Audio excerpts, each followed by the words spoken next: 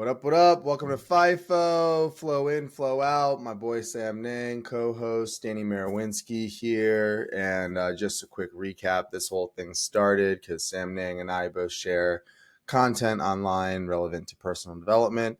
We knew each other way back in high school, hadn't talked in over 20 years, got together for a quick call. Next episode, Sam Nang's like, why don't you hit record? And thus we started this podcast. So very ad hoc, very authentic, very real. And we are now at episode 10. And today we are talking about people of influence that we personally don't know. So, Sam Nang, why don't you jump right on in? All right, Danny, as always, top-notch introduction, and I'm so impressed. He's gonna be I told him he's gonna be future co-host of the American Idol. American Idol. All right. American Idol, the next Ryan Seacrest. Oh God, don't make nope. Don't compare me to Ryan. I don't want to be no Ryan Seacrest. Okay. You pick your hero and you tell me, and then I'll put it in the air. I'll put it in the I'm gonna be Danny motherfucking Marawinski. yeah. You're gonna be the next Danny Marolinski. That's it, bro. We're gonna get you to the 2.0 version.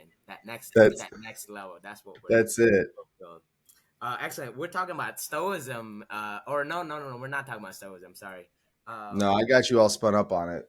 Yeah. We were we're talking about influencers that we have never met that have a big influence on our lives, which is interesting because I have a lot of them. I have people that I have never like met in my life personally or like personally knew them, but they have been a big influence on my life by reading books, watching their movies or their documentaries, and then just by learning from them. And now that the internet is out, there's so much more information out there, like podcasting and Instagram and websites. So information is really easy to get. So we're gonna talk about some of our favorite ones. And I'm And gonna I'm gonna actually throw in a curveball a little bit to this, but not only people that when we say influence, let's just define that real quick so that way the audience also understands too. We're not talking about people that we just read their books and we liked what they had to say. I mean like people that we've read their or consumed their content and then applied that to our lives and actually made it into an action. And I think that there's a big difference, right? Of just reading all the books that are ever out there and then never launching, never starting, never doing anything. yeah, So when we say influence, it's the things that we've consumed and then actually applied those teachings to our life to move it forward. So yeah. I mean, that's a good point. I mean, not everybody is a person of influence. Everybody has something to say, which is good. Sometimes it doesn't resonate. Some people's message doesn't resonate with me, and but they're not like a bad person or like I wouldn't ever say like don't listen to that person. It just doesn't resonate. Like I know Oprah Winfrey is like in the personal development field. She's like queen, but I can't consume her content. But I know she's a great person and she's doing great things for the world. I just can't consume her content. Um, but I think leading into the next or to like the conversation is Danny was asking me since I study a lot of philosophy and kind of embody a lot of philosophy. I have a Zen background and I also have a Stoic background as well too that I use to kind of balance things because and Stoicism is a great philosophy, and all it is a philosophy. A philosophy is just to help you think a little bit better than what you currently are. So if you're having problems of having like a thought process, Stoicism will help you. So the person that we were discussing a little bit before the podcast was a gentleman named Ryan Holiday, and he's an author, and we were talking about Marcus Aurelius, and Marcus Aurelius' Meditations is a very popular book in Stoicism. It's almost like the Bible in Stoicism. Uh, but the thing is, if you try to read it, it's almost in a different language. So I well, it felt was. it was right. So Yeah. when you read it, you're like, how I don't know how to understand it. And I thought I was dumb when I first read it. I was like, shit, everybody's reading Meditations and I can't understand it. But it's almost in a different language. And then you also need people to interpret it or translate it. And that's what Ryan Holiday does. He's a translator of what all the Stoics have their philosophy is, and then he puts it in a book and translate it into like modern English terms, but when you read his or when you listen to his Audible, he really actually embodies a stoic. So he reads it very stoically. It's not like he gets excited or like low tone. It's almost the same way, and it helps you. Like if you're reading it, to me, is like when I read philosophy, the purpose of for me is to embody it. I don't need to be able to spit lines or quotes or anything, because if I'm embodying it, I could translate it, right? Basically, I'm translating what Stoicism is about. Well, let's start. I mean, I just finished Meditations from Marcus Aurelius, right? And I agree. Like I did on an audiobook, so I got the Penguin version, or Penguin's the publisher. So it's very monotone, very dry. And I read the bulk of the book on a 4 hour, 5 hour drive. I just let it play the whole time. Yeah, It got to the point that honestly, by the end of the drive, I was like, I need to take a break because yeah. it's a lot for your Dense, mind to right? process.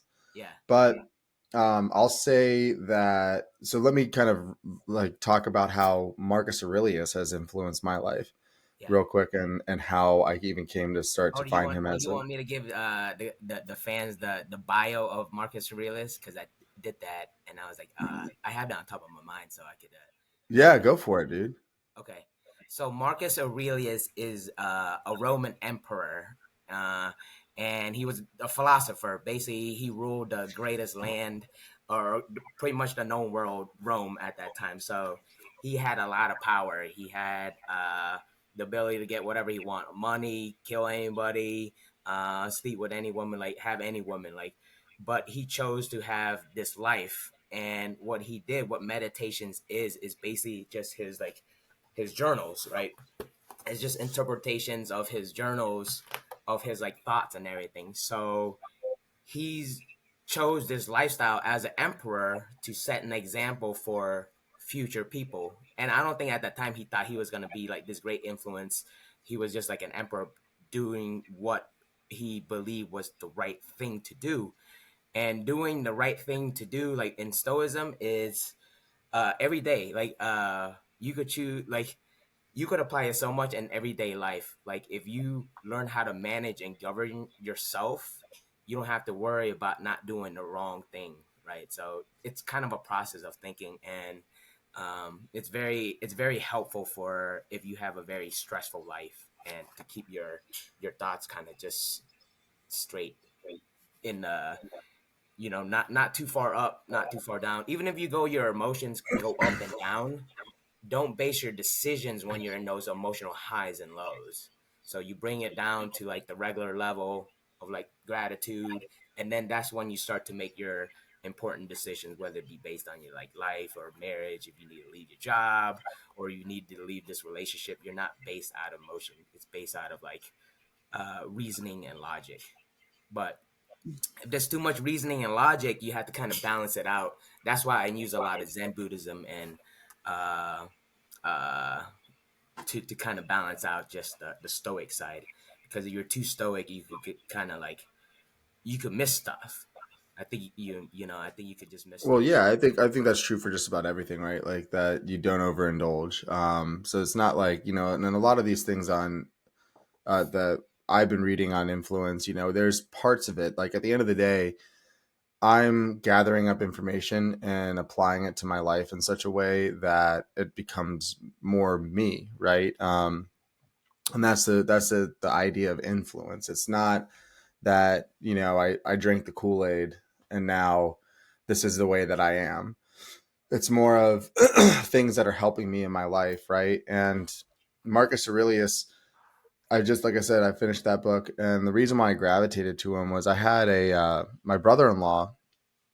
This is years ago, before I was even would even consider picking up a philosophy book, right?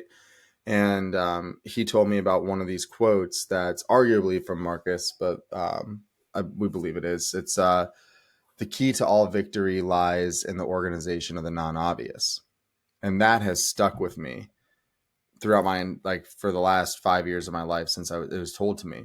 And when I think about marketing, when I think about what I do with work, when I think about all these aspects, um, that's what I'm looking at, right? I'm looking at the non-obvious things, the things that are not right in front of our nose, and how do we organize those things to generate an impact to win. And so that's what kind of turned me on to them. I like And that then concept. yeah, it's a good one, man. And then that's when I led me to meditation. So like where I'm at, I finished meditations. I started reading the last two books. He breaks it up into 12 books. But Yeah, and again, to your point, it's like almost quote by quote. It's not really like a story. It is a story yeah. if like you read deeper into it, but it's more like quotes and You ideas, just kind right? of pick it apart one at a time and then actually like meditate on it. I think I was trying to read it like a book. Was I was going? I think because I read the Bible like that too. I read the Bible like it was like a book, and I was like, this shit don't make fucking sense. Yeah, exactly. So it's not like it's one of those that like you get the little nuggets, right, that it delivers over and Yeah. over. And and then there's like little things that I pick up on that I can apply in my daily life. And that's what I've been doing. And that's what led me to what I'm reading now currently. I'm only like one chapter in, but that's Yeah. what's his face? Holiday that we mentioned. Ryan Okay. Holiday. So Discipline and is Destiny. Yeah. So he puts like more of a storyline to it, right? Like kind of Yeah. like what you're saying. So He writes a good you know, and story. this is like an interesting thing about the rabbit hole of influence. So it started for me with just this path that I'm on with Stoicism. That now it's very interesting to me with a quote that I've literally used and applied in my business to grow business, to execute on business. I've used it to win business. I've used it to influence in business. But that quote of the key to all victory lies in the organization of the non-obvious. Hmm. That's what ended up eventually leading me to Marcus Aurelius. And as I've gone through my kind of personal development journey in the last 7 months, I've realized that I'm already practicing stoic type behaviors, but Yeah. I wasn't able to put a name to them or a label until I got into it a little bit more. And I'm like, oh, this is like stoicism. Yeah. Interesting. So that's what brought me to Marcus Aurelius. And now I'm into Ryan Holiday because I'm like, okay, I want more kind of meat and potatoes and practicality to what I just listened to in meditations. Yeah, So that's how it that's is. my That is the rabbit hole, and that's how you get good book recommendations. Because, so if you like Mark Ryan Holiday, and this is I don't just make book recommendations and everything, but you gave me a little bit of context of like what type of authors and people do you like as well too, and then um, you had a question for me. Maybe you could ask. You asked yeah. me what it was So about stoicism. yeah, so this is a quote by Marcus Aurelius. It's from Meditations. It's one that stuck out to me that I thought was interesting and I thought was hyper relevant to the stuff that you and I both share and talk about, but it's even more so for you. Well, I guess it's pretty relevant for me too in my line of work, Yeah. but for you in being a coach, which is Marcus Aurelius has a quote. It's a one liner in Meditations, and it says, "Teach or tolerate." And I Yeah. thought that that really stuck out to me because it's fascinating. And if you peel that back, right, and it makes sense. So you're either teaching, in other words, teaching the world, influencing the world, or you're tolerating whatever the world's teaching you, right? And and I thought it was a really interesting way because I don't think that we often would look at like those of us out there that are may be lifelong learners and listeners, and they may never post a single thing, they may never teach a single thing or try not to, right? I don't think that they would look at themselves as like, well, I tolerate, right? It's like that's an interesting word, but there's so much when I think about. I mean, I think this is just obvious for anybody. If you look at what's going on in the world today in 2024, both sides of political, and not to go political, but like both sides of political parties, election year, all sorts of things that are happening, wars, there's this whole thing on Yeah. different rights and transgenders and all of this stuff out there in the media world, right? And teach or tolerate. I know of a lot of people that don't teach and also don't want to tolerate. They complain No. a lot Yeah. about the world, but they don't really make a change or make an impact. They're just there to complain. So it's like, I think for those people, when I think about teach or tolerate, it's like, well, if you're not making an action, then you're tolerating. Whether you're complaining or not, you're still tolerating. And I just thought it was interesting. So, Yeah, um, super interesting. anyways, I want to bring it up with you because I think that there's a point. We see it also in the guru space, right? Where you have these, especially like these younger kids or whatever, that have never really done this stuff, never really actually They been a haven't got the coach. trauma. Yeah, right. They're like They haven't got the they figured depression. they figured out how to make a course. They figured out how to make a funnel. They can make some money doing it. Yeah, My favorite is always like, I got the keys to making all the money online, but you have it's to take my seven-figure course. gig. The sign up, Billa. Yeah, like, if that's the case, why are you selling a course? You're I got 20 years old. You haven't made all the money in the world yet. all right. Um, but that's where I think it's like, so at what point can you start teaching, and how do you do that versus tolerate? Because I mean, I'll give the credit back to those self-proclaimed gurus. The one thing I'll give them credit on is at least they're given a fucking chance, right? And they're trying. They may not have figured it all out yet, and they might be like kind of a sham in a lot of ways. Not because they're a sham in the sense that they're not trying or they don't care, and they're just like a total scam. Like, I don't necessarily think that everybody out there is a scam. I think that they want to share. Yeah, They're a sham in the sense that they haven't done a lot of the work to be qualified to teach it. But that I teach can first challenge that. tolerate. I Yeah. think I could definitely challenge that. Yeah, I think that's kind of maybe it's a teaching moment of perspective as well too, because I've started. I didn't make the videos like that and everything, but at least I mean, like you said, they are putting themselves out there. If they sell a course, they Yeah. learn something. The idea is that from and its perception is wherever you're perceiving from, you could look at somebody's course as a scam, right? I used to take I went to take a Robert Kiyosaki course and went, and everybody said he was a fucking scam artist, and I was like, I took his course. It might have been overpriced at that time, right? I could have said that, but I did get a lot of from it, and I think I had paid like 5K, and this is like right out of college. I had like this type of stuff people normally don't do and we'll call it a scam. But looking back at it, I was like, okay, maybe I was young, but I did learn something. I did try to do something. I did try to build a business, right outside of college and stuff. But so I think some folks that are young, I don't think we should discourage anybody from even trying to sell it. I think just do it. It's eventually it's going to like good influence is going to weed itself out. I think, but Yeah. I think this teach or tolerate uh moment. I think there's a really good book that I think you might enjoy. Continue like if you like Ryan Holiday, you heard of Robert Greene, right? 48 Yeah. Laws. Yeah. Yeah. He has a good one on human nature. I read this one and it's very underrated. All his books are really good. They're just like so well written. The stories are he has classic stories, he has modern stories, he has stories that apply to sports and like arts and everything. So he is like a phenomenal writer. But human nature is a good one because it teaches you how to recognize. I think this is what people need to learn is teach or tolerate, right? Okay, who's the person that we could teach as a mentor or a coach? If you can recognize who to teach, you're not wasting your time and then you're not getting frustrated with the world, right? Okay. That's a good point. Yeah, and then the people that you tolerate, there's always gonna be people that are gonna not be about this life. They're not about this life. They don't care about growth. They don't care about personal development. They don't care about eating healthy. Those you just have to kind of be like, they're there. You know what I'm saying? We don't need to get mad at them because getting mad at them or getting upset about, that eventually they might open their eyes. They might increase a little bit of awareness of like, hey, there's something a little bit more than just this rat race. You know what I'm saying? And then they might open their eyes.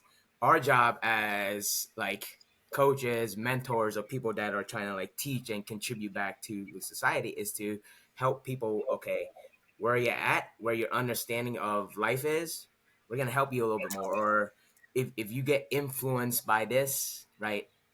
Uh it might help you, and that makes us feel good. It generally, like, Yeah. when you're in this contribution. And the thing is, like, if you're ready to contribute, anybody could contribute. Anybody could teach. I read a good quote. I don't know who said it, but it was like, uh, "What's the qualifications to teach the third grade? You just need to be a fourth grader." Yeah, it's true. And I That's think it. that's a good point, man. I really like that. That's a different perspective that I wasn't thinking about, right? And that's like when to teach versus tolerate. And I think you hit the nail on the head. Like, I think all of us, every single human being that's an adult, like, or even kids, right? I see it with my kids. Um, there's always a moment that you can teach, right? There's always a moment that you can mentor. And I think we do it a lot more than maybe we tell ourselves. And I think that there's also, especially in this age, right? There's the teachers in the traditional educational sense, and then there's the online teachers and the courses and the coaches and things like that. And I think that that's kind of where we pigeonhole that teachers. But at the same time, folks that, like even my friends that do complain about the world and like they are in that tolerate mode, even though like, that, and they're not really making an impact, they still teach in their own profession, right? They still mentor people that are up and coming and so on and so forth. So, in a lot of regard, I think we all do that to some degree. And that's where, I think it's interesting as far as if you're already doing, and this is always something that I make the connection on, right? Like if you're already doing that in your life, if there's somebody that you're mentoring, somebody that you're teaching, someone that you're grooming, right? But there's aspects of your life that you're not happy with that you want to grow on. And that's why like all the like, and I know you probably got some experience with this too, but that's why you gravitate towards people that you want to aspire towards, to have them start to mentor you, to help groom you and grow you in a direction that you want to go. And ultimately you start paying it forward, right? Yeah. I mean, that's really the, I guess, the cycle of life. If you really think about it, the only thing we could pass on is just like wisdom and knowledge. The wisdom transcends over time, so that's like one of my past. Marcus Aurelius, the Buddha, they're a philosopher, right? There's nothing about worshiping them. It's about embodying what their philosophy is. So, and it holds true from now, from the past, and from the future as well too. It's wisdom. That's the big difference of, like, to me, I try to get through, like, when the bad stuff is happening, and Tony, Uncle Tony Robbins is like, look, at any moment in history, we had wars, we had sickness, we had you know political conflict, death, or all tragedies always throughout history. If you read history, it's always been there, right? And when he emphasized that, I was like, you're right. But there's also people that could still contribute and do stuff during these times where it feels like it's hard, right? That's why I think Stoicism is on the rise right now, and the folks that are really practicing it and really, being vocal about it, they're gonna stand out because they're actually doing it. Some of the people that I think, like Andrew Huberman, is a good person that I love listening to. He's very stoic, but he's very scientific as well too. But he also has, the reason why I like him. He's very open minded, even though he's very, like, scientific. So he has some spiritual practices as well too, and he's been able to help me. So influencers and mentors kind of help you, kind of, how I use them is kind of just to validate my thoughts, you know. So if I have like a theory or an idea of like what God is, um, he could help me explain what I'm thinking and put it together. So that's why he is such a big influence, like, now. And he actually practices what he preaches, which is, like I said, coming back from like the first episode, I think we talk about good coaches or good mentors is like they actually practice what they do. Instead of actually just saying like theory, they could say what experience. Like for me now, is I can talk about being enlightened. Now I talk about experience. I don't talk about it's a theory. Before it was just a theory. I was like, I'm trying to figure it out. Now I could explain it, and I'm listening to people that understand like metaphysics and neuroscience to be able to explain it to my listeners or to whoever I want to share my message with. I believe that we have to have a little bit of science instead of just woo woo. It's like too much woo woo or too much science. You got to kind of be in the middle. So that's my philosophy. It's just a little woo. And like Yeah, all no, it makes sense, man. And I think like kind of to continue to pull the thread on folks that I know that have influenced you, that have also influenced me. This is a more recent read that I had. I read both of his books, but the cool thing about this person is talking about practice what they preach. Like you can see it in real time what yeah, he's practicing, right? And that's Alex Hormozy. So I yeah, read $100 million offers and $100 million leads, and it's absolutely brilliant. Probably some of the best business books I've ever read. Um, I know Sam Nang, you're a part of his program right now. Yep. And it's hands down. Like there's been a lot of business books I've read, and some of them have been great. Some of them have been like subpar. But Alex Hormozy's message and style in those books, what's really interesting about them is if you actually consume his content, you realize that he is literally practicing the teachings of his book in real time right now. yeah, And that's so powerful, right? When you actually get to see it, like I did his book release for $100 million leads. I was on that webinar, yeah, and it's the one that he broke the internet, right? yeah. You were And he telling me about truly did. Like he did on a Zoom call and had like over a quarter million people show up, and it crashed Zoom. The way that he, I thought that was gonna happen when I launched Peak Performance Academy last year. I was like, "Yo, I'm gonna break the internet." hey Nobody man, signed up. keep manifesting it. It'll happen, dude. It'll Nobody happen. signed up. I mean, I started had like trafficking people in there. It'll happen, man. It's one step at a time, right? But it was the interesting thing about like how he filled his stadium, right? And Yeah, how, or his virtual stadium, I should say, on this one, is he literally took the pages out of his book and applied it and grew the audience to then bring them on for his book launch, where he literally says, hey, you guys are all here because of the teachings I did in this book, and if you don't believe me, you can go audit me because I did it.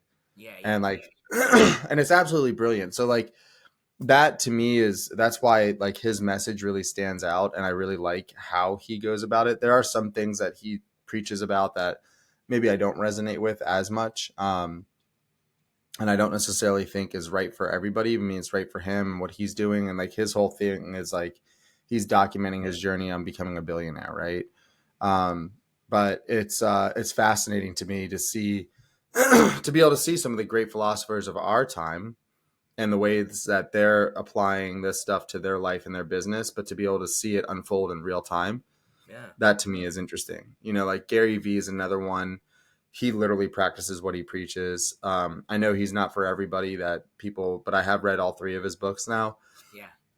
And that's another one that I find fascinating, that I follow, and I love his message. And I realize, like a lot of these guys, when they get to this space and something that I'm actively practicing. So this is how this stuff translates to me and my world and my business and how I'm applying it, is I do not talk about my business publicly, in the sense of like, you'll never see my posts where I'm like, at Exit Built, we got a special going on today where you can get X, Y, or Z. I might reference stories of what I'm experiencing in like sales meetings and things Yeah, like that, but it's typically nuggets that I think would be valuable back to the world. And if you want to know more about my company, you can come to it. Now, I do I'm a big fan of branding, obviously, with my logo, and I branded every single one of my shirts. So I do subtle advertising in that sense, where yeah, you'll see it all over me. So it becomes synonymous with my content. But you have to go and actually do a little bit of digging on your own to find out exactly what I do through my yeah. content. I think Um, what you're doing, you're kind of like qualifying people, I guess. Is that kind of what you're doing, or in some regard, it's qualification, but also it's making it's understanding that, and I firmly believe this, that people don't get sold, they buy. And if you adopt that philosophy in the way that you market, Yeah, it You only realize that transfer of energy, like the actual purchase, there's a lot to that. There's a lot more to that than just buying something. yeah, And there's a lot more to it in the way of sales, especially in what we do, because we're building websites, we're doing lead gen. We're literally tapping the heart of their digital business. So there is a strong relationship where, like, if I take on a lead gen customer where we're providing leads, we're bringing them leads, I will not take them on for any amount of money if I do not believe that we can produce an ROI for them. yeah, I just won't do it. So yeah, that's something that, like, again, it's it's very relational. It's very relationship driven, the way that I operate my business. So that's why, to your point, yeah, I guess it does qualify in some regard because they need to do the digging on their own. But I also, like I said, just believe that people need to build that trust within you and trust that you are going to fulfill.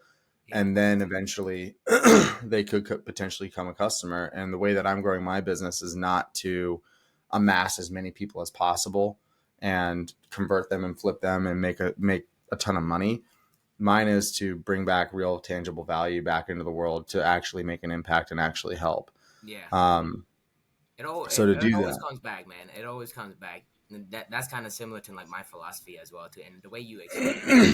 And then I was already kind of following the strategy because I always like give a lot of value, and even if it had nothing to do whatever I was selling.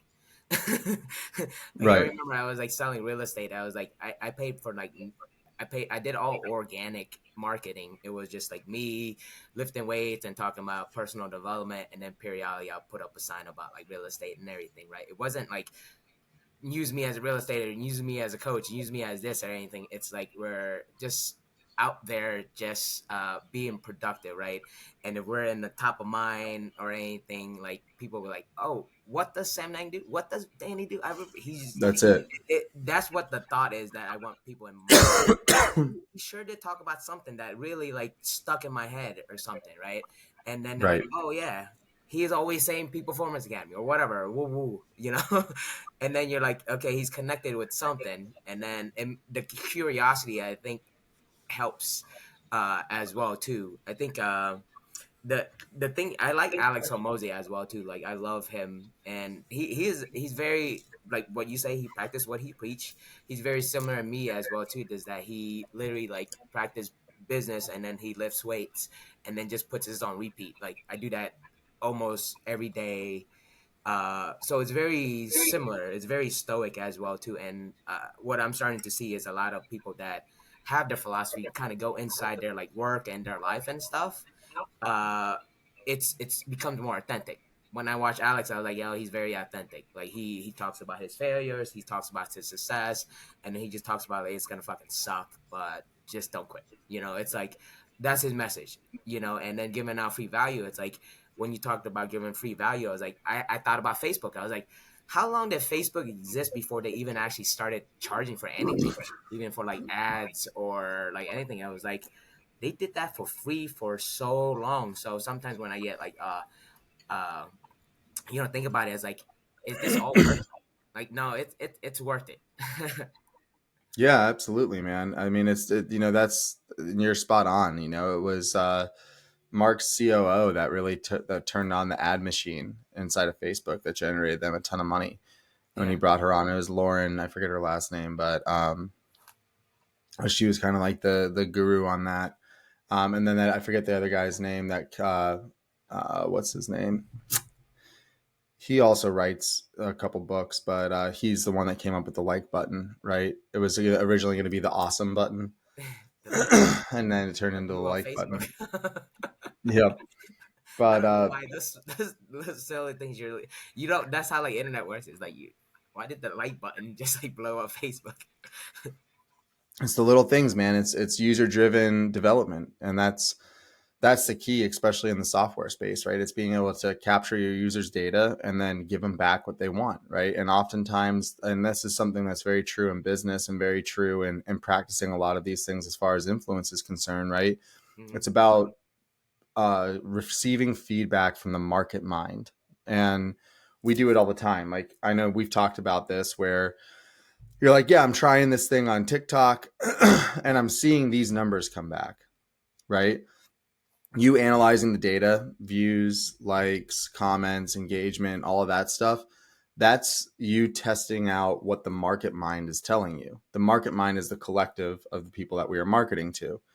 And oftentimes that's what drives a lot of business, that also drives a lot of content, because we think we're always going to be the smartest people in the room when it comes to our own world. It's just the way that we operate. We're on a mission. We have something that we want to share, a story we want to tell the world. And we have to be able to be flexible and agile and adjust, because we might be onto parts of it, but the world is gravitating to something that we didn't necessarily see. And that's kind of bringing it back full circle to Marcus Aurelius's quote of the key to all victory lies in the organization of the non-obvious, right? Oftentimes, the things that we're doing, it's not obvious to us that it makes an impact, Hmm. but it's very obvious to the folks that we're talking to and the people that are consuming the content. That was like when it was the real aha moment for me is when I first started posting content, and I was literally just doing it for myself to just kind of use Instagram as my my accountability buddy, right? It was like, Yeah. I'm doing it again today. I'm doing it again today. And then that's when I had a friend come to me and they're like, hey, I just want you to know, like, the post you just made is the number two reason I just left my husband, because I was in an abusive relationship. And I'm like, what? Yeah. Whoa. Yeah. Like, and that's when I realized like the impact and the power of what I was doing. And then I was like, well, maybe I should do more, not to, you know, negatively influenced, but now it's like, okay, there is a positive influence. People do appreciate this. They are liking it. And even if it means that there's one person out there that I'm helping, Yeah. then it's worth my time. Right. Yeah. So, It's worth um, it's worth teaching for sure, and it doesn't mean that you have to go onto like social media and put your face on the no. gram, but it's like everybody has an opportunity, and it's uh, you have this intuition to teach. If you gone through life and you're out of survival mode, you're fairly out of survival mode, right? Well, actually, some of us are in survival mode, but if you're in survival mode, you can't really teach anything. So once you get out of survival mode, like when I was in like my trauma and depression state, I couldn't teach anybody, but I was seeking a lot of help from other people, right? So once you get past this, some people have gone through divorce, some has gone through traumatic relationships, traumatic work environments, war, right? uh Sexual abuse. There's these stories that we all have that we all don't share, but if we actually share these stories, it will actually help other people kind of develop their story into a strong story. The reason why my story is strong now is because I always listen to powerful people. People think that like I'm strong because, but it's like I always listen to people like Arnold Schwarzenegger, The Rock, very powerful people that's like Bruce Lee, Malcolm X, and stuff, right? So my thoughts were always powerful, even though I was feeling like my world was fucking like crashing. But at the end of the day, it was so powerful. When I got out of it, I was like, okay, there's a reason why I went through this. There's a reason why we go through life and suffer these trials and tribulations, and then we have like traumatic events.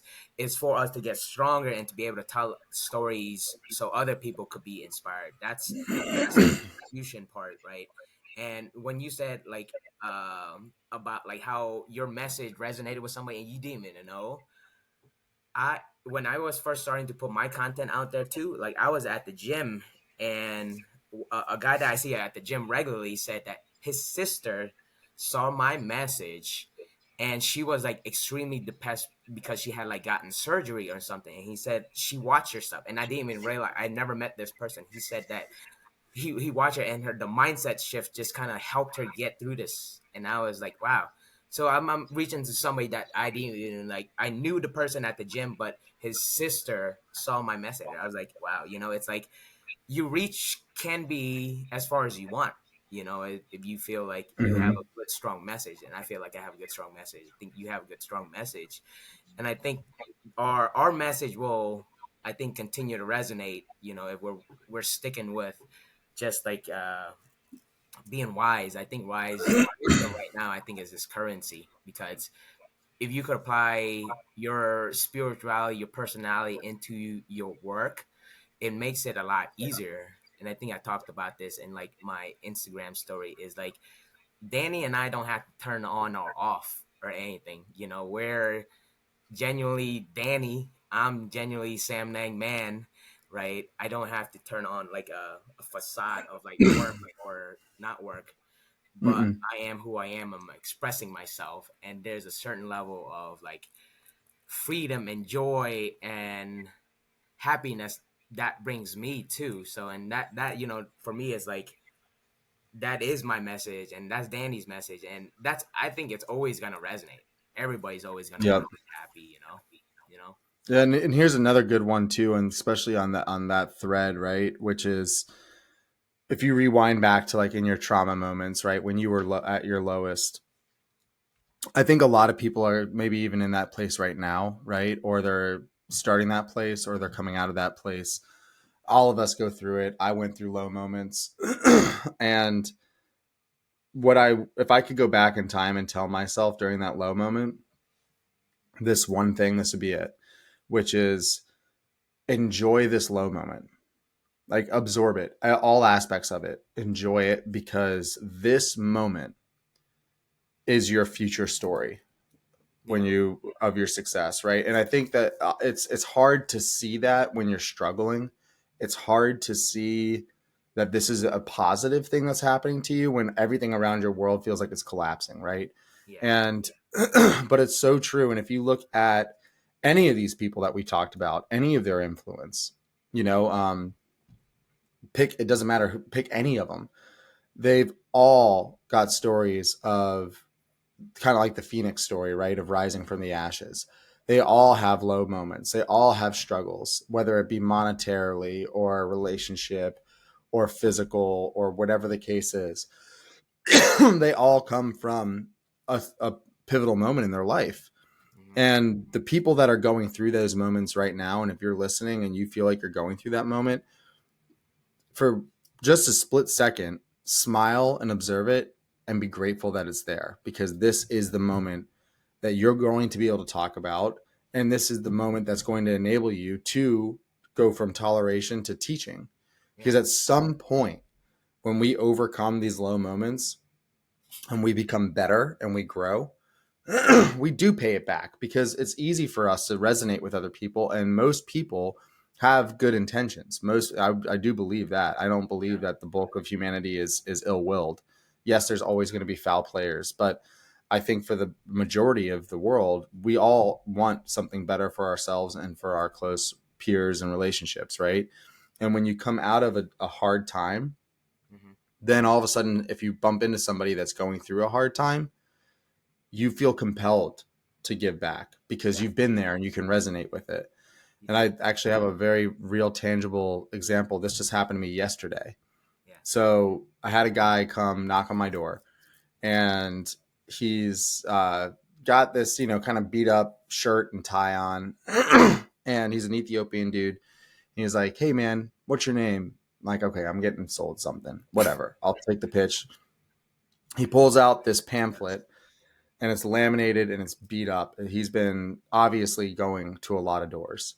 And he's a part of this program. It's a rehab program where he can sell magazine subscriptions. Someone sponsors him, he sells the magazine subscriptions.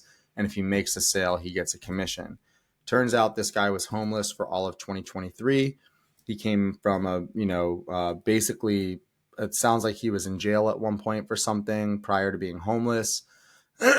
And now this is his second chance. He's a part of this program, Hmm. and he's a grown ass man just trying to sell magazine subscriptions, trying to pull himself into the new next phase of his journey, right? So I stopped him in his pitch. I wasn't going to buy a magazine at the time, and like I asked him to, like he gets like $50 for the subscription, right? And so what I did is I went in, I grabbed $100 cash, and I came back. Oh, and he also told me that he wants to start an Ethiopian food truck. So this is all to help him get to the next stage of his journey. Hmm. So I grabbed $100 cash. I sat him down on my front porch and I was like, hey man, this is for you. And I handed him the $100. And I was like, and he's like, oh, what subscription do you want? I'm like, no, no, no. That's for you. And then I had my book. So I have a notepad. And this is something that one of my customers, clients, who was also one of my mentors, gave me 2 months into my sobriety, right? So when I went 2 months into sobriety, I was going to stop. I was like, okay, I was just going to do a 2 month hiatus, and then I was going to have drinks whenever I wanted. And he was like, no, Danny, you should keep going. Yeah. And you need to focus in on your business. So what he gave me was he calls it his 10-10-10, which is 10 statements of what you're grateful for, 10 affirmations, 10 manifestations. And he gave me literally his, which is to a lot of people intimate, right? Because it's like, this is what I want for my future. This is what I'm grateful for today. And this is what I believe myself to be, right? And affirm where I am. So anyways, I sat down with this dude, I gave him $100, and then I showed him my 10-10-10. And it was my chance to kind of give back to what was given to me.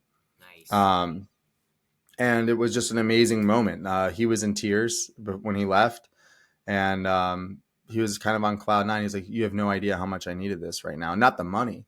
Yeah. The money was just kind of like the nice part. I could have not given him $1 and showed him the 10-10-10 and had that conversation with him, and he probably would have still gotten the same amount of value. Yeah. But the money was a gesture of my time, right? So it was me giving not just my time in that moment, in that half hour that I spent with this guy, but that $100 was also a representation of the time that I've had, that I've learned, that I've grown from, for him. And I was like, look, man, go start that food truck. Let me know when it opens. Here, put this towards it. Yeah. You know, I love that story, man. and it There's was a lot of times like that. We could all just take a moment and just give, if you don't have monetary value, setting aside just to chat with somebody and teaching them anything about mindset, like anything that you think could help somebody, that's contribution, and it makes you very, very fulfilled on the inside. And I think, it makes worth waking up. I think the story that you just resonated and shared is time and money. Those are things that we look at. We have to look at. If you want to be as best as you can and stuff. Sharing your knowledge. To me, sharing my knowledge and wisdom right now, to me, is the thing that I think is the most important.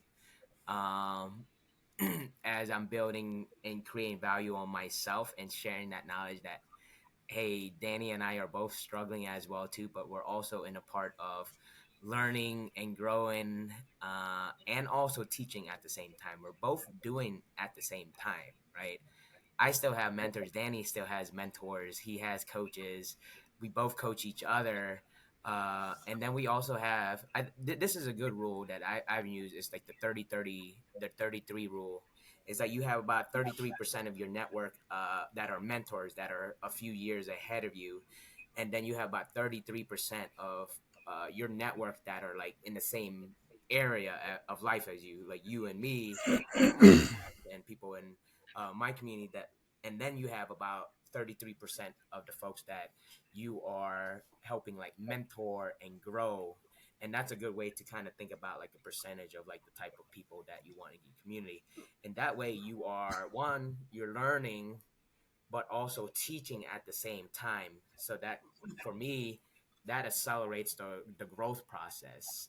If you're both learning and teaching what you're learning at the same time, um, it's just things that I do to kind of help with my personal growth, and just sharing my knowledge to me makes me feel very happy and fulfilled.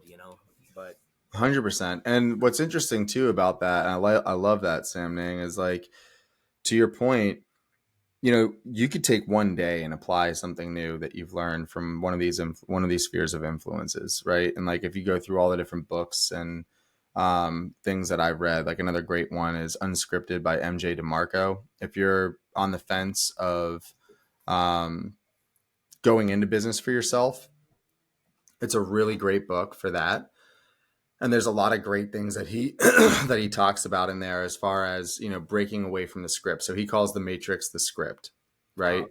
um, And it's about breaking out of that script and starting your own thing.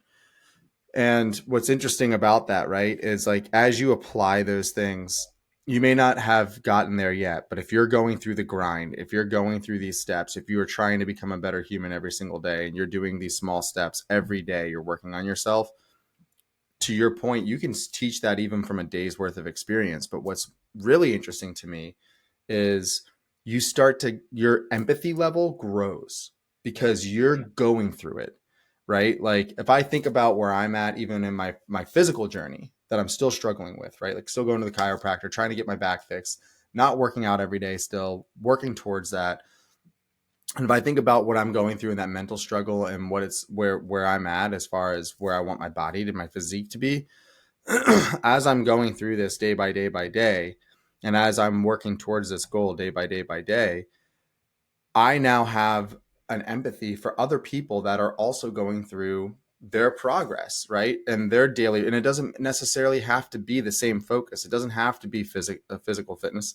It could be health. It could be business. It could be relationships. It doesn't matter what it is. The people that are actively working day to day to day to day to day to try and become better, I now get it because I'm doing it, right? And I'm trying to become better every day. So I now can relate to those people and I can have empathy to what they're doing. And because of that, I'm able to have a much more powerful conversation with those people. And it's not necessarily one where I'm mentoring or being mentored, but it's almost like a dichotomy of that, which is if I can relate and they can relate, we have a common ground to stand on, and the relationship grows into a positive manner, right? And then we both can learn from one another. And that's Yeah. something that I think is so fascinating. And that idea of like what you said with like 33% being that sphere of influence of where you want to go, plus the peers, plus the people you're coaching up, right? Your peers are the ones; those are your soldiers, your frontline soldiers that you're going to battle with every day, Yeah. so you can bounce ideas off. Yeah, and you gotta have your network kind of like that, and unfortunately, anything that's not within that like sphere of influence, they're outside of that. I think we get stuck a lot in trying to stay, and I think it's brave of you to actually talk about alcohol and your sobriety and stuff, because that's something that even I wasn't really a big drinker or anything, but I talked about like quitting drinking, and that actually was a very interesting topic. I don't know why people ask me a lot of questions about like what happened when you quit drinking, what did you do, and everything. So I started to elaborate a little bit more. So I think maybe we could definitely have a whole you know podcast about like sobriety and how it does help with like your personal development and like your thinking and stuff. But 100%. yeah, but shit, I totally forgot what I was thinking. I'm Well, let's we're getting close to time, so let's wrap it up with this. So what are you currently reading right now? What's the topic? So I already explained what I was reading. What are you currently reading right now and the overarching topic? um so remember I told the audience that I made like a spiritual breakthrough. So all the books that I'm reading now, so all the books that I read in like personal development and business books, I'm not rereading them. I'm just kind of like thinking there's like an unlearning process. My brain kind of works funny, but what I'm studying and reading now is yeah, I could show who it is. His name is Dr. Joe Dispenza. Um, he mixes a lot of philosophy, science, theory, health. So he's basically explaining spirituality through like medical terms, so it makes sense. So basically, what I'm doing is like I experienced like a spiritual enlightenment, and now I'm reading him to kind of be able to explain it, so I don't sound like a cuckoo, you know. Interesting. No, that's cool, man. And I think that's so true, like the unlearning process, right? Um, you have to unpack this stuff to make it your own. Yeah, And in a lot of regards, like, whether Sam Nang, you tell the world, hey, do X, Y, or Z, well, that's what worked for you. And everybody's their own unique human being, right? So X, Y, or Z, you kind of have to unlearn some of that to get to the core of the lesson that you can then apply and consume and use yourself, yeah, that is a right? big part of philosophy. It's there's a learning side, there's an unlearning side. Like when you look at like yin yang and stuff, there's always like an opposite. That's what philosophy does help. It just helps you get a better understanding of one, the world, one, yourself, right?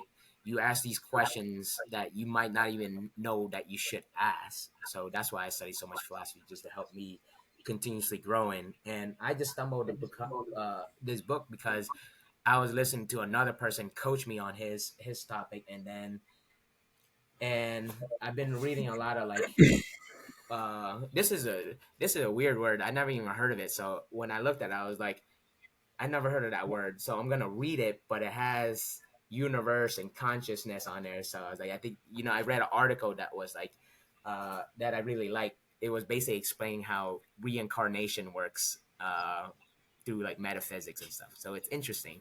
Uh, I can't use all the technical terms, but I could translate it. That's basically what I my goal is if I could learn something that's very complicated and simplify it, and then use analogies. That's kind of what I try to do when I'm reading books that I'm trying to learn. But that's how I typically read it. And sometimes if books are like too complicated or too boring, I'm not so stuck on reading the whole book. I could put it down uh, and then come back to it. So I don't like try to stress myself out with like the reading. So I'm always, that's how I read books. People read them all differently. Yeah, no, that's I think that's definitely insightful and definitely worth taking a look. So, I think for kind of closing notes and thoughts on this for the audience that's listening, right? We can make book recommendations all day long, and we could make spheres of influence recommendations all day long on things that we've liked and things that we've used and applied. But the key there is the application, right? And I would there's a big I've seen this personally where there's this gap in between people that are trying to become better, right? Yeah, One side of the house is trying to consume as much knowledge as possible to prepare themselves to start. yeah, The other side of the house has started and they're trying to get better as they're growing. The one who started will far surpass the person that's still sitting back and just consuming knowledge, consuming knowledge, consuming knowledge. Because to your point, they're teaching as they go along. They're teaching themselves. They're telling their peers, hey, I'm trying this. They're trying new things. yeah, They're literally growing. So when you're looking at your influence stack, if you're the books that you're reading, regardless of what they are, I strongly urge you to start applying, start doing and practicing the things that you're consuming. And in the process of doing that, have conversations with other people, because oftentimes you're going to end up be teaching that, right? mm-hmm. But it's to me at least, I think that if I, especially going back into coaching, right? Like when I was a coach, I was riding alongside of my athletes. I was snowboarding right next to them. And I'm telling them about little things and tips and tricks to try. So as we're going towards the jump, as we're going towards the park, we're trying these things on our board and trying these different pressures points on our edges and things like that. So that way, when they get to the point that they need to hit the lip and they need to make the jump to do the crazy trick, their feet are already familiar with what they're doing on their way to that launch, if you will. And so if you're in the process of growing yourself and taking yourself to the next level, realize that there's a million and two steps that you can do prior to the launch that actually is the biggest part of the launch that you don't even realize. And those are all those small little steps and incremental things that you do and apply. So that's my kind of key takeaway from all this is like, Yeah. just start practicing, try Yeah. it. On a quick note, yeah, what he just said is like when you have knowledge and then you take action, that becomes self knowledge, right? If you don't take action, it's just knowledge in a book. It just becomes 7 habits of highly effective people, right? But if you actually do those actions, that actually reaffirms that, then 7 habits of highly effective people is you now, right? You is 7 habits of Right. That's it. Right. It's self knowledge is that's what we're seeking. It's not just knowledge for knowledge to not do anything, right? If you do it, that becomes yours. Now it no one can take it away. That experience or that knowledge and that teaching moment becomes yours. It's a connection that you made in your brain. But yeah, I think good way to end the podcast. Um, And let's wrap up with one last little thing, just because this is what we do on Fridays, and we've both kind of set forth our goals. You've given me some, I've given you some. So just to wrap up where I'm at with that. So since you gave me that goal, I've been going to the chiropractor. yeah. I found out that I probably have a was it like a bulging disc or whatever, like Uh-huh. right around my L4 on my back. And I also realized that my body posture was totally out of whack, like totally fucked. Did he give you So like little things to like and pillows and stuff, recommendations? yeah, so like I have like I got a posture brace that I use when I'm at my desk. I've been actively like working on pinching my shoulder blades back, and like he's like the big thing he was like is like big chest everywhere you go, big chest, big chest. Yeah, So like I'm literally walking taller now. it's like And what's you walk interesting, like this versus like this, yep, right? yeah, Yeah, I was literally that's like good. this has been my posture for my entire life, and now Yeah, I'm here, yeah, right? exactly. So what's interesting, so where I'm at in that journey, so what I have to start doing, and like he even told me like this is a non-negotiable, like you need to start this. And he was like, and I told him about you, and I told him about the podcast that we do. He's like, oh good, your buddy's a bodybuilder, tell him that you need, and you've literally put content on this, he's like, you need the demon back, you need to work on your back. Yeah, straight up, bro. Like, He's a bodybuilder too. yeah, it So really, that's it really is like that posture he's telling you. That like more if you like see coaching shoes is like this, all you gotta do is like this, right? So this is now of a more of a natural process where the shoulder is back. But yeah, it's gonna help you as well too. Like when you're lifting a little bit heavier weights and stuff to have it in a proper form, and then having the pillows and everything, and just eventually it will become you won't have to think about it and stuff. So the right. lift and stuff, everything should become second nature. That's the goal of like fitness, of not having like there's some people that like track what they eat and write down everything. I'm not one of those person. I'm just one of those person that just keeps all the stuff in their head. I think it's more efficient that way, where you actually don't have to like think all the time. You just do it. Yep. It's more efficient, So but that's what eventually is gonna happen with you. But that's good. And how about like the physical exercise? Or you're doing that? Are you doing anything where like you're doing more walking or getting more steps in? yeah, so like yesterday we biked to the store with the family, and like definitely getting out and about. I'm also getting out in the middle of the day now, which I wasn't doing. I'm like stuck in my office normally all day long. So like getting out and taking nature breaks, doing that. And now my primary focus is chest and back. So I'm trying to get into chest and back and trying to get into an alternating schedule of that daily to just start to strengthen what I'm working on in the chiropractor. So I've invested monetarily there. I'm going 3 times a week. I'm getting all the pops and the Oh, you went cracks. not. I went Dude, every month. he was like, your back's fucked. Oh, really? So he's like, because he was like, yeah, he's like, you didn't have to tell me that you used to be a professional snowboarder. He's like, I could have told you out of the gates. Like my hips were, when I first started, my hips were like shifted and twisted, Yeah, and I was like having terrible sciatic pain. So like at least my hips are like level now, yeah. and they're starting to work. So like yeah, so that's my big thing is like Wow, strengthening back, strengthening my core really is the primary focus right now that yeah. I'm working towards. That's good. So Eventually, I think the best equipment for like a home exercise, if you're trying to like make a next upgrade and anything, I think it's a kettlebell set. I Um, got two. I got a to 25 pounder and a 35 pounder. oh, okay, yeah, kettlebells. I think it's probably the most functional, versatile, and is also if people have like kettlebells versus like a barbell, and like your gym or like your office right there is real small. But the thing is, like Yeah, kettlebells, you could take outside and start swinging it. You start correcting your posture already, and it's not gonna beat up your joints. I've switched from as I've gotten older in my training where I'm not because when I used to CrossFit a lot, I was getting banged up, right? Then I started switching over to kettlebells, so it's not as hard on your joints. So that's if that's a recommendation as well too. And I don't think it's gonna uh holding your same posture while you're lifting weights and stuff, that's gonna help translate as well too. So now you're 100%. yeah. So I got one for you, Yeah. and then going through the weekend. So we've talked. I know I've seen a bunch of your content. I know you've ramped up the content, which is awesome, and you're being consistent. So that's awesome. So Okay. hats off to you. So Consistent. here's the next phase of your journey with this. I don't know how much you're doing this already. Maybe you're doing it. I haven't. Obviously, this is a little bit harder for me to see. But in the way of building community, you need to start to engage who your potential community is.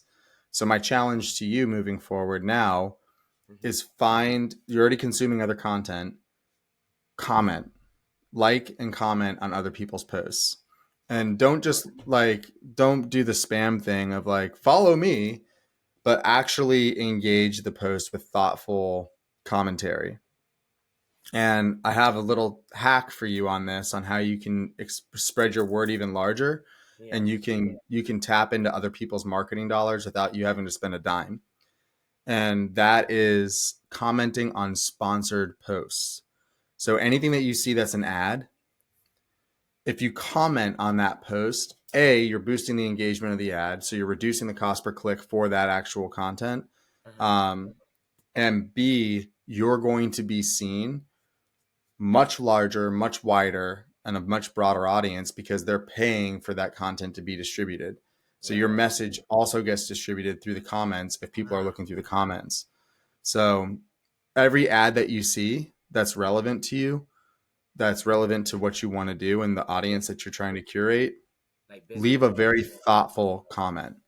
Okay. Damn. That was a nugget right there, dude. I think I've heard somebody say, I think it might have been Hormozy about like liking other ads and stuff like that, right? But that part of like commenting on there is is valuable. One, because sometimes when you goes on those ads and stuff, you got people that like comment that aren't real, like they're not real accounts, right? But now I have this little verification check. Yeah.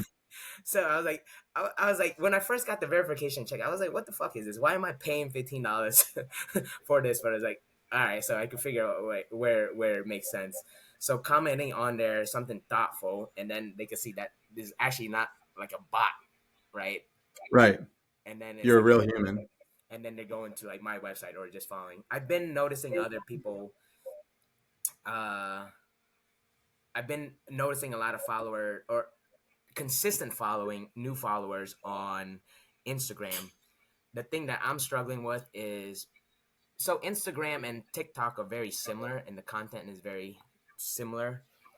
The only thing that is I'm so stuck on Instagram because I'm so used to putting all my content there. Now I got threads on there. Now I got TikTok. I got the posts and I got reels and stuff, which is like I think it's my central, but like switching it over to TikTok, it's like it's such a hard switch for me. But I could see when I do post, there's a good amount of like views from there as well too. So I'm not sure if you think I should start. I'm not sure if you know about like sharing content on Instagram and TikTok might be a good strategy or not. I don't know. So the way that I like to do that, right, is first off, the platforms inherently don't like you linking outside of their platform, right? So they want you to like that's why like Instagram and Threads, they're like, yeah, share it all day long. They even make it very simple for you to share it, right? Because it's keeping them within their network, their sphere of influence, which means they're likely to trigger more ads. They trigger more ads, they make more money off of you, right? So that's why they want you on platform. So when you cross pollinate your content, Yeah, that's why you see like you'll see Hermosi do it, you'll see Gary Vaynerchuk do it. It's teasers, but you have to give them a reason to be there. That it can still be on brand, but slightly different in your content. And look at it this way: like, imagine if you had, imagine if these were speaking engagements, right? And you had one group, and the nature of your message is going to resonate the most with them if you talk about lifestyle. yeah, Another group, the nature of your message, if you talk about it, is entertainment, yeah. Is that the word right? segmentation? I know what you're saying because Sure. you're like Yep. Yeah. Yeah. You're using it like segmenting out your platforms. yeah, you're like categorizing your message in certain things. That's why I started to understand. It's like YouTube Yep. is like 10, 15 minutes. Instagram is like a reel or Instagram story. It's you're formatting that content I guess more formatting, right, versus the format. It's formatting. It's also the nature of the message, right? So again, like if you need to have a holistic truth. You're not. It's not trying to like kind of whore your content out just to do whatever it is to get attention, right? It's more of like understanding. Okay, what are the parts of me that like I know you literally have told me before that you clear out your living room so you can dance. I know you like to dance to like get yourself jived up and like get yourself going, right? Yeah, TikTok's obviously a very great place for you to share that kind of content, right? And that's one part of your story. It's not your story, it's one part of it. I like it. Okay, it makes sense. Instagram brings another part of it that you do, which is that more that personal development and driving home a lot of these kind of nuggets of, you share a ton of content on your stories, you share a ton of content on reels, very similar to like kind of the stuff that I'm doing was like, hey, I'm doing this, try this. It's bettering my life, right? So like now all of a sudden, if you have like your TikTok segmented out to be that kind of like, this is how I amp myself up. Right, These are right. kind of the fun things that I do to entertain myself, to get myself motivated. And then Instagram's like, here's my philosophy, like my lifestyle philosophy on how I can become a better lifestyle. Facebook, community driven. YouTube is searchable, right? So YouTube is where it's like I'm providing more like how to, what is, Mm, who is kind of content, right? So that way when people are searching it, they can see it. So like that's the way to kind of look at it.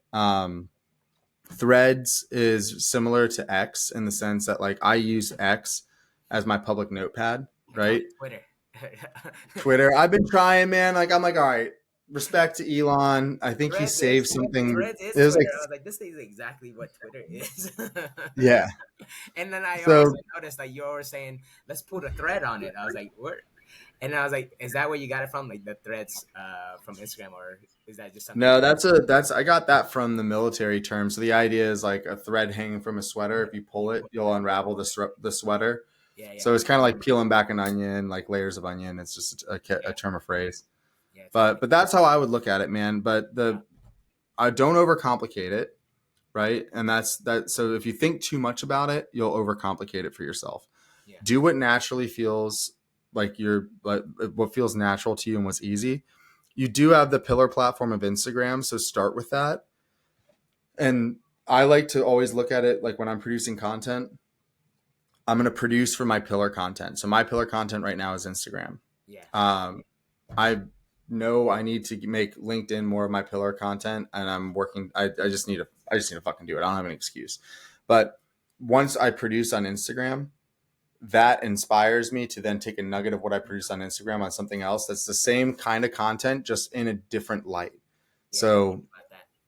I think about yeah, so like if you're like, but yes, but the big thing for you, man, now engage, engage. engage with other people, and it doesn't have to be influencers.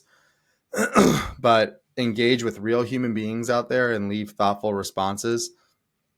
If you can ramp that up to even if you get to the point where you're able to start to get like 100 comments a day, 200 comments a day, where you're just sitting around at the end of the day, scroll through your feed, find anything that's relevant that you like, and leave a thoughtful comment. So, like a good example, like I did this, I watched an ad, and it was and it was actually where I got hook value payoff. I got it from that ad. Mm. So I think I I was know. already doing stuff like that. Was it there's a guy that's been blown up on the internet too. I see his stuff. His stuff has gone pretty viral. I can't remember his name, but he sells to like personal trainers. He sells like coaching programs for like personal trainers and stuff. But yeah, I think I know what you're talking about. I've seen that strategy work really well, or I've heard that strategy before. Having somebody repeat it or say it again is very good. Sometimes you don't. Even me as a coach is like I don't jump on it right away. Especially it's like I've been spending all my time on Instagram. It's like okay, this TikTok. I know people have been saying get on TikTok, get on TikTok. You're gonna like good on there, but it's like it's that mental bandwidth that we're trying to play around with. 100%, man. Yeah. 100%. Okay. So, I think we got some good content this week yep. for the audience and to keep us on track. Yeah, man. And next week we'll have our first guest. Our guest, we were supposed to have one today. he had to call out. He got sick, but Yeah, hopefully he's recovered, and we'll get him on here soon. We're going to start bringing some other folks into this. So yeah. cool. All right, man. All right, I'll chat with you So later. to wrap it up, FIFO, flow in, flow out. Episodes released every Monday morning at 6 a.m., Friday at 4 p.m. So right there at your morning commute, hop on, sharing insights about everything from personal development, things that are affecting our journey, things that we're doing and making our lives better. Sam Ning and I, again, just started doing this. We're in episode 10. Didn't know each other, well, knew of each other, had a Zoom call. Next call, we started the podcast. So here we are today, 10 episodes in, double digits. That was good. And yeah, feel free to tune in, subscribe, join. If you guys have ideas, thoughts, let us know. Yeah, Happy to touch on more things. If you're interested in being a guest, let us know. And we're just going to kind of keep plugging away at this thing and see what happens. There's no, I don't think that there's a major agenda aside from Sam Ning and I becoming better human beings by mentoring each other through this process too. And hopefully yeah, it makes an impact on you guys. yeah. I think this is a great outro, and you summarize it well. And yeah, Danny did a great job. Just want to say, good job. Appreciate it, bro. All right, guys. We'll be in touch, or I'll be in All right, touch. we'll see you. Yep.